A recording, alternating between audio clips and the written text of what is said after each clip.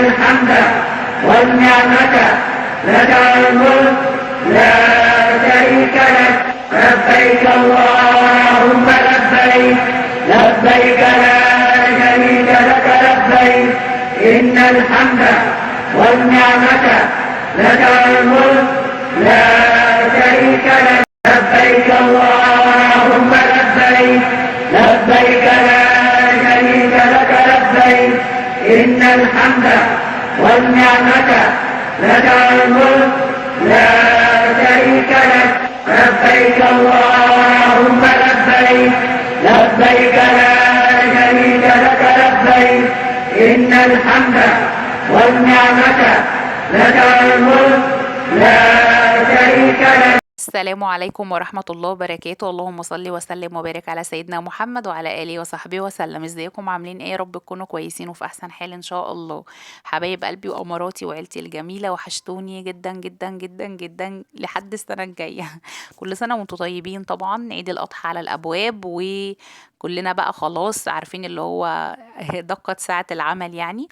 عايزه اقول لكم طبعا الفتره اللي فاتت دي انا عارفه ان انا بعدت شويه، معلش يا بنات، في كده ساعات ظروف بتحصل كده خارجه عن الواحد. فاول حاجه بروح للاسف باجي عليها هي القناه والتصوير والكلام ده كله، فما تزعلوش مني يعني.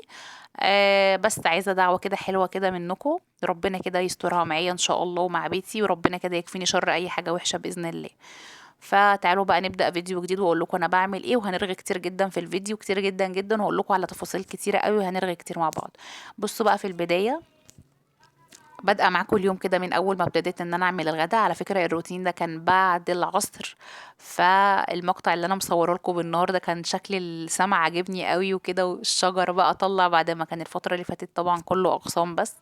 فحسيت المنظر حلو قوي، حبيت ان انا احطه لكم كده في اول الفيديو يعني. كنت بقى بالليل مشطبه المطبخ قبل ما انام، بس ما عملتش البوتاجاز، تقريبا كنت تعبانه يعني، ما اعرفش كنتش قادره اقف. فهو البوتاجاز اساسا كان فيه رز كده واقع، يعني اللي هو ايه، رز مش يعني ناشف، وقع مني من الكيس. فمسحت بس كده يا بنات عشان اعرف بس اقف اعمل الاكل معاكم. حاطه بقى حله على النار كده، ميه بتغلي، نزلت فيها بصله وعود قرفة خشب وفلفل اسود، وكمان حطيت مكعبين مرقة، وحطيت حبهان ورق لورا عشان هسلق وراك. خلاص، هنعمل بقى غدا مع بعض جميل قوي يا بنات. النهارده عايزه اقول لكم هنعمل صينيه بطاطس ان شاء الله باذن الله، تعمليها كده تدعي لي، وهتبطلي خالص تعملي البطاطس المطبوخه، خصوصا ان الجو كمان حر طبعا عندنا في مصر جدا، فالواحد بيبعد دايما عن المسبك والطبيخ والكلام ده كله. هنا بقى كنت غاسله الوراك وسايباها بقى تتصفى، ف سقطتها بقى كده في الميه وهي بايه بتغلي كده. بس طول ما انتي غاسله كويس الحاجه عامه، مش هتطلع معاكي ريم ولا اي حاجه خالص على الوش. وهنا طبعا كنت زودت الملح، وحطيت تقريبا هنا مكعبين بقى مرقه الدجاج. خلاص، مرقه الدجاج ليه يا شيماء؟ انا بحب كده انكه الحاجه يا بنات زياده، يعني في ناس بتكتفي بس بالشوربه، خلاص مفيش مشكله. همسك بقى بطاطس اقشرها، وفلفل كده هنضفه، وطماطم هنقطع مع بعض شويه تقطيعات. اعملي الصينيه دي بجد، يلا قومي بقى اعمليها بكره، بجد بجد تحفة وهتدعي لي. بس عايزة اقول لكم ان اللي بيعسلها الفلفل الالوان. ف... فانتي هاتي برضو فلفل الالوان. لو مش موجود عندك هاتي اي كمية، حتى لو هتجيبي ربع حتى بس على قد الاكلة يعني. بس هو على فكرة مش غالي قوي زي الشتاء، فانتوا هتلاقوه برضو في المتناول يعني، وجميل وما شاء الله متاح يعني يا بنات. فينك بقى يا شمال الفترة اللي فاتت دي، زي ما بقول لكم كده يا جماعة، معلش بيبقى في ظروف كده اي بيت ممكن يكون بيمر بيها يعني. فاول حاجة طبعا بتتظلم معايا كده القناة والتصوير والكلام ده كله. ما عملتش حاجة على فكرة من وراكو، ما عملتش حاجة اكتر من الحاجات اللي عملتها معاكم ساعتها في اوضة النوم. من ساعتها مش عارفة كده، عندي كده وقف حال بطريقة غريبة يعني. استغفر الله العظيم يا رب. فهكمل معاكم النهاردة بقيت اوضة النوم. هنعمل يا بنات تحت السرير، وهنكمل بقية الدولاب اللي هو ضرفة الخروج، وهنعمل تحت السرير بقى تنظيف كده عميق. انا ما كنتش عايزة اشيل بصراحة تحت السرير، بس انا كنت لسه عاملة على رمضان. بس انا لاحظت مهما يكون ايه، برضو في حاجات بتدخل تحت السرير، خصوصا السراير. انا سريري مرفوع من على الارض كده كام سنتي. ف... فعايزه اقول لكم ان هو لا، في حاجات بتدخل تحت وتفاصيل كتيره جدا جدا، وطبعا بلكونه وشباك في غرفه، فطبعا هيدخلوا لك برضو تراب وكده.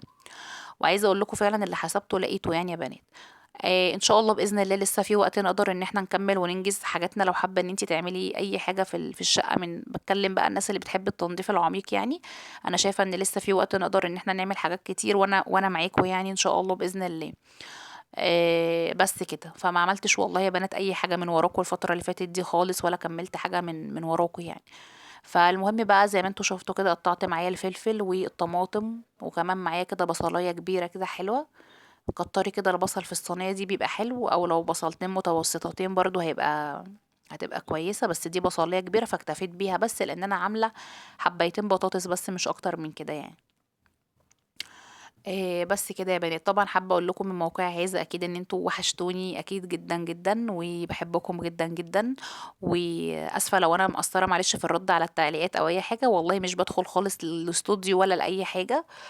فالحمد لله رب العالمين، الحمد لله على كل اللي يجيبه ربنا، مش هقول اكتر من كده.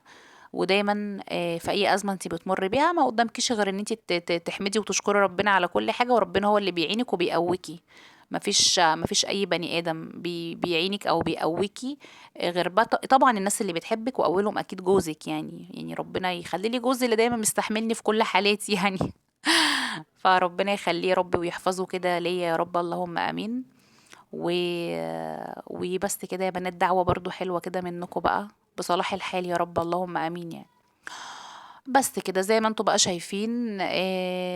بص انا عايزه اقول لكم على حاجه يا بنات، ساعات العرقله حياتك ساعات بتتعرقل من التركيز ومن سيرتك. لما تلاقي نفسك فجأة تعرقلتي، مش عارفة ايه اللي بيحصل، بيحصل لك حاجات غريبة، اعرفي ان سيرتك متجابة. اتأكدي من، انا بقولها لك اهو من دلوقتي من موقع هذا. بقول لك اهو ان بتبقى سيرتك متجابة، بيبقى في رغي عليك. رغي ليه بقى؟ الله اعلم. ما اعرفش الصراحة الرغي ده بيبقى سببه ايه. سيرتك متجابة ليه؟ على ان انتي ولا ليكي علاقة بحد، ولا ان انتي ليكي احتكاك بأي حد، ولكن م- يعني مش عارفة والله يا بنات، فعلا انا فعلا مش عارفة. بس الحمد لله الحمد لله، ربنا دايما يرزقنا كده نور البصيرة بإذن الله، نور البصيرة ان ربنا كده يكشف لنا الناس حوالينا ويعني مدعين المحبة كده ربنا يكشفهم بإذن الله إن شاء الله. المهم عادي يا بنات، ما تستغربوش كلامي، عادي جدا يعني. انا عادي انسانه زيكم، زي كل واحده دلوقتي بتسمعني وبتتفرج عليا. مفيش حاجه لا اكتر ولا اقل منكم، بمر بحاجات كتير انتوا بتمروا بيها صدقوني يعني. مش معنى ان انا مثلا يوتيوبر او اي حد بيطلع لكم بيعمل فيديوهات ان هو بقى واو عايش في الجنه، ما بيش بيحصل له حاجات، مش بيحصل له ضربات في حياته، مش بيتخدع في ناس يعني، فاهميني؟ لأ، فدايمًا ربنا كده إن شاء الله بإذن الله، طول ما أنتِ مع ربنا، ربنا هينوّر بصيرتِك ويكشف لِك كده الناس، بالذات الناس اللي هم أصحاب الوشين.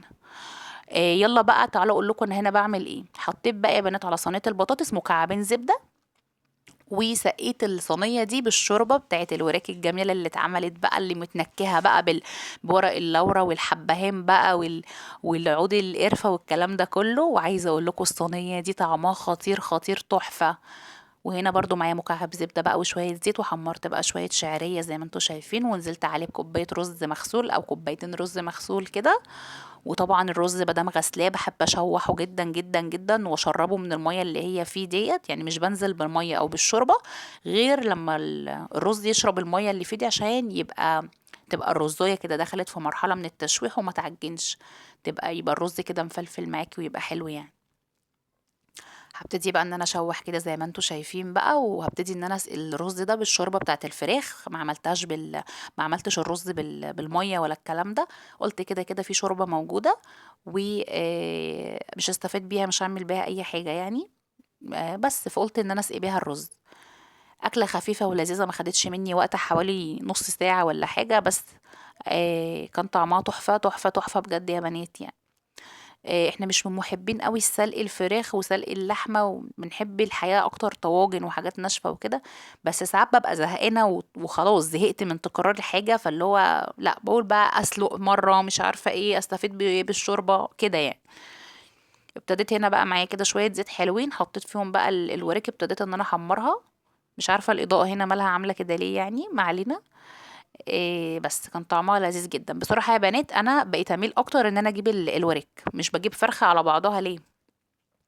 ولادي مش بيحبوا الصدر الفرخة ولا انا، خلاص. فجوزي اللي كان بيتدبس. دي حاجة. تاني حاجة، الأجنحة دي ملناش علاقة بيها خالص، خلاص ما بقيناش بناكلها، مش بنحبها خالص. فقال لي انا هاجي اروح اجيب فرخة توزن معايا فيها أجنحة مش باكلها، ولا الرقبة ولا الكلام ده كله. طب وليه؟ طب ما انا اجيب بقى وراك كلها لحم صافي وخلاص يعني. بس فدي وجهة نظري يعني يا بنات. هتلاقوني حتى في الفترة ديت او الفترة اللي فاتت دايما بصور معاكم وراك يعني، بس مش اكتر من كده. حمرتها بقى وده كان لونها.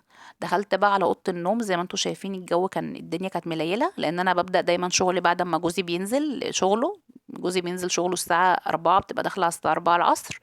معلش هي الحياه كده، في ناس بتبقى شغاله الصبح، في ناس شغاله بالليل، وانتي مقيده بالتوقيت اللي جوزك بيمشي فيه من البيت يعني. الناس اللي جوزها بيمشي الصبح اكيد بتقوم الصبح تشوف اللي وراها، والعكس صحيح.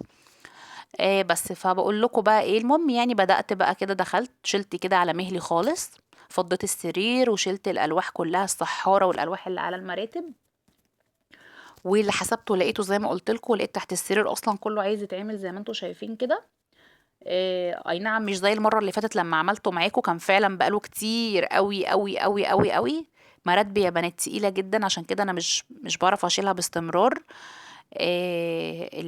حتة السحارة وشنطة السفر. شنطة السفر دي فيها هدوم وحاجات مهمة جدا، ما اقدرش ان انا اتخلص منها او ارميها، خصوصا ان في شنطة سفر فيها هدوم بتاعت ماما الله يرحمها. ودي الذكرى الوحيدة بقى اللي بقيالي منها يعني، فاهمني. فالحاجات دي كلها وزن عليا. فاللي هو لا، بس بقى قلت المرة دي لا، انا هشيل، علشان فعلا فعلا انا هقعد كذا شهر بقى على الموضوع ده. لقيت حبة حاجات كده زي ما انتوا شايفين. ابتديت ان انا الاول هلمها كده بالمقشة طبعا، ولكن مش هكتفي ابدا بالمقشة، بقى هجيب المكنسة اعمل بيها، عشان المكنسة بقى بتجيب لك بقى ادق التفاصيل اللي مش هتعرفي تجيبيها بالفرشة والجاروف والكلام ده.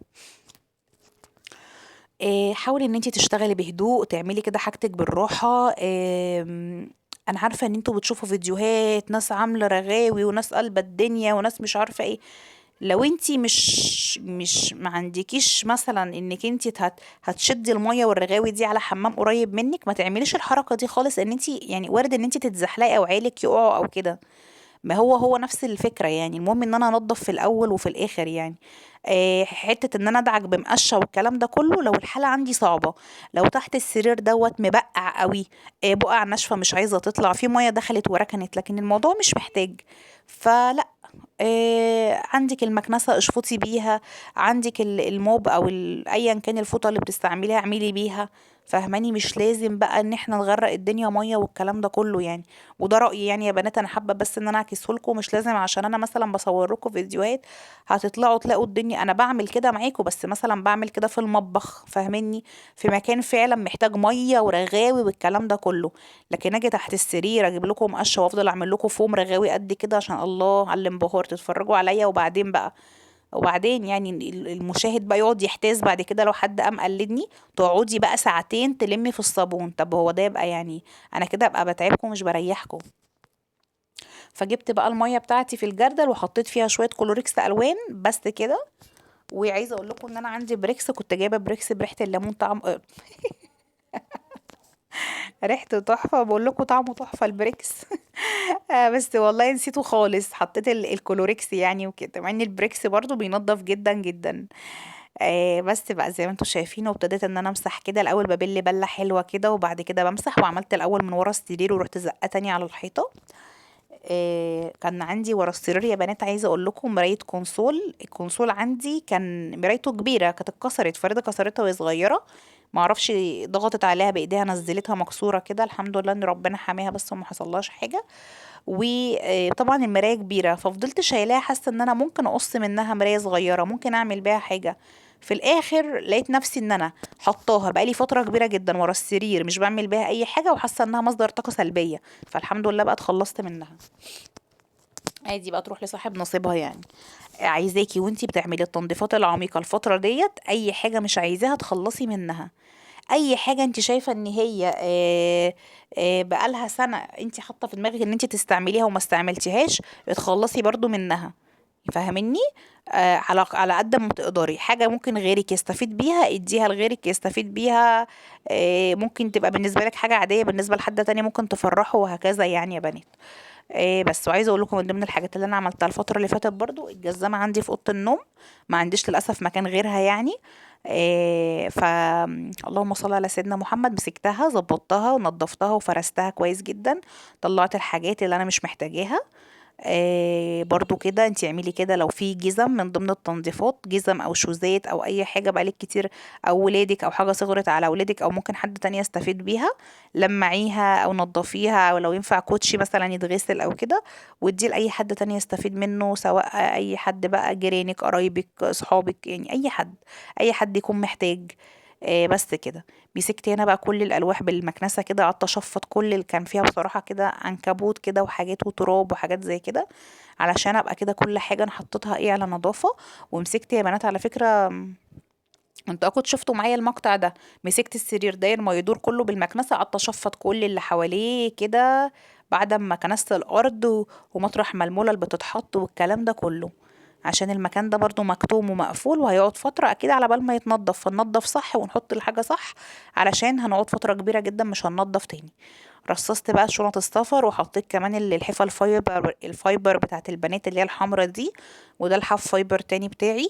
بس دي الحاجة كده اللي تحت السرير، وكمان المفرش الأبيض بتاعي اللي هو بيبقى عند كل عروسة ده لما بتيجي تتجوز، أنا محافظة عليه كده وحاطاه في الكفر بتاعه. فريدة هنا قالت لي يا ماما انا عايزة اساعدك وانفض السرير، قلت لها خلاص ماشي. هنا بقى يا بنات كنت عملت إيه كنت هنا بقى يا بنات فضيت كل اللي في الدولاب، الهدوم الخروج بتاعتي، عشان دي كانت الضرفة الوحيدة اللي انا ما عملتهاش معاكم، واللي كانت باقية يعني وفاضلة وكده. بس الأرضية هنا كانت مش نظيفة خالص، مليانة تراب، رشيت بليدج كده وعملتها. وكل الحاجات دي بقى كانت ورايا هنا على السرير، قعدت اظبط اللي عايز يتظبط، اللي عايز يروح على الغسالة وديته على الغسالة. وابتديت بقى انا ارص كده العبايات الاول، الحاجات الطويله، عبايات الاسدالات، مش عارفه ايه الحاجات اللي هي بتتعلق، الدريسات برضو. وبعد كده حطيت البناطيل، بعد كده حطيت البلوزات، فاهماني؟ غيرت الاماكن يعني هتقولي يا شيماني حاجه زي كده تفرق؟ اما في دايما حد بيكون متعود دايما البناطيل هنا، دايما اللي مش عارفه العبايات هنا، غيري في طريقه الترصيصه، هتحسي برضو ان الدولاب كده في ان هو طاقته اتغيرت، وان هو اتجدد كده معاكي، وان روحك اتجددت، فاهمه؟ هتحسي حتى ان في حاجات لو انت مش بتلبسيها تطلعيها وتلبسيها. طبعا انا كنت يعني حاطه كل الشماعات في اتجاه واحد، الحركه دي بتنظم جدا الدولاب معاكي.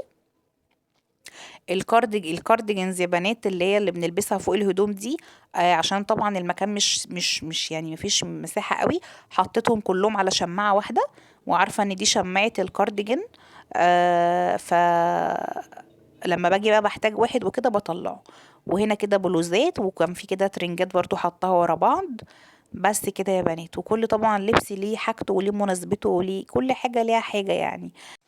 بس يا بنات يعني، وانا عايزه اقول لكم ان انا من النوع اللي انا بسيطه جدا، يعني اللي هو ايه يعني، مش اللي هو مجنونه لبس بقى، لا، اللي هي كانت مرحله خلاص وعدت في حياتي. كل حاجه بجيبها بتأني قوي، بجيب الحاجه اللي بتريحني وبتبقى لايقه عليا وكده يعني يا بنات. هنا بقى اخر رف هحط في الشنط معاكم، كده بقى خلصت معاكم كل الاوضه، ومن فوق الدولاب طبعا عملناه قبل كده مع بعض برضو، وخلصنا كل الكلام ده كله، فاضل لي بس الستاير، فاضل لي السجاده بتاعه الارض. وكده بقى خلصت الحمد لله اوضتي. ادعوا لي بقى كده ربنا يثبتني ويبعد عني وعن بيت الشيطان يا رب، وعنكم يا رب اي حاجه وحشه، وعن بيوتنا يا رب العين والحسد والحاقدين والحاسدين يا رب، اللهم امين. مستنيه يا بنات بقى تشجيعاتكم الحلوه، وبجد مستنيه رايكم في التعليق، بحبكم جدا، واستنوني في فيديو جديد، ومع الف سلامه.